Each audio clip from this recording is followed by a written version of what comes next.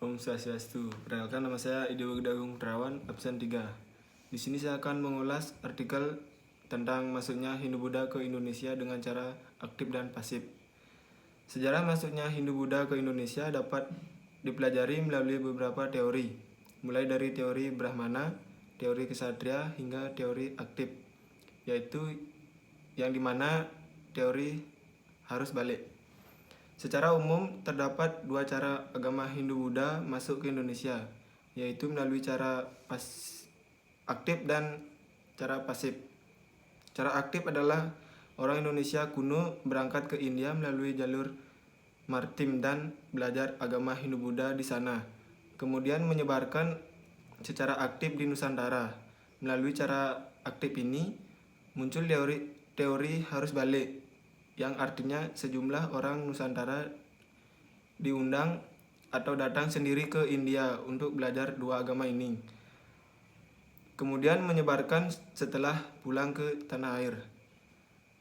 Sementara itu, cara pasif adalah melalui permukaan agama Hindu-Buddha yang datang ke Nusantara dan menyebarkan dua agama ini melalui cara pasif. Terdapat 3 teori mendukung argumen ini sebagai berikut. 1. Teori Brahmana, penyebar dan pengaruh agama Hindu-Buddha ke Indonesia dibawa oleh kaum Brahmana atau kaum Agman dari India. 2. Teori Ksatria, penyebar ajaran Hindu-Buddha ke Indonesia dibawa orang-orang India yang berkasta Ksatria, bangsawan atau prajurit. 3. Teori Waisya, penyebar agama Hindu-Buddha ke Indonesia adalah orang-orang India yang berkasta Waisya, seperti pengrajin, petani, hingga pedagang. Para penyebar ajaran Hindu-Buddha itu merupakan kaum saudara dari India yang berdagang hingga ke Nusantara. Sementara itu, kaum Brahmana tidak berkewajiban menyebarkan agama Hindu walaupun mereka dapat membaca kitab suci Weda. Selain itu, kaum Brahmana juga memiliki pantang menyeberangi lautan. Oleh sebab itu, bahwa yang paling mungkin adalah bahwa orang-orang Nusantara datang untuk belajar ke India, mempelajari agama Hindu-Buddha, kemudian sekembalinya dari India mereka menyebarkan agama tersebut ke Nusantara. Agama Buddha sendiri muncul sekitar tahun 500 Masehi.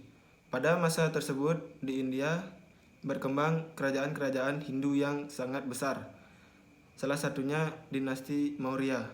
Dinasti ini mempunyai raja yang sangat terkenal, yakni Raja Asoka. Kemunculan agama Hindu tidak dapat dilepaskan dari tokoh Siddhartha Gautama. Siddhartha adalah putra Raja Sudhodhan dari kerajaan Kapilwastu. Ajaran Buddha memang diajarkan oleh Siddhartha Gautama, sehingga beliau lebih dikenal dengan Buddha Gautama. Kitab suci agama Buddha adalah Tripitaka.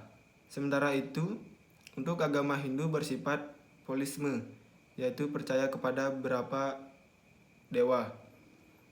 3 dewa utama yang dipuja oleh masyarakat Hindu adalah Dewa Brahma, Dewa Pencipta, Dewa Wisnu, Dewa Pelindung, dan Dewa Siwa, Dewa Pembisna. Ketiga dewa itu dikenal dengan sebutan Trimurti. Kitab suci agama Hindu adalah Weda. Masyarakat Hindu terdiri dalam 4 golongan yang disebut kasta. Kasta-kasta tersebut adalah kasta Brahmana, kasta Ksatria, kasta Waisya, dan kasta Saudya.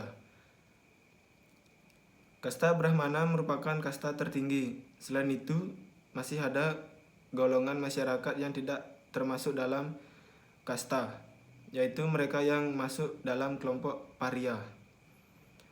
Kelebihan dari artikel ini yaitu memberikan inti-inti dari masuknya agama Hindu dan Buddha ke Indonesia, dan iklan yang sangat sedikit yang membuat pengalaman membaca jadi nyaman dan enak dilihat.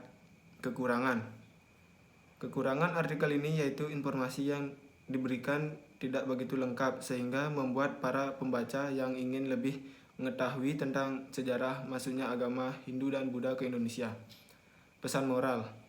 Pesan moral dari artikel ini yaitu mempertegas nilai-nilai moral yang telah dimiliki bangsa Indonesia sebelumnya.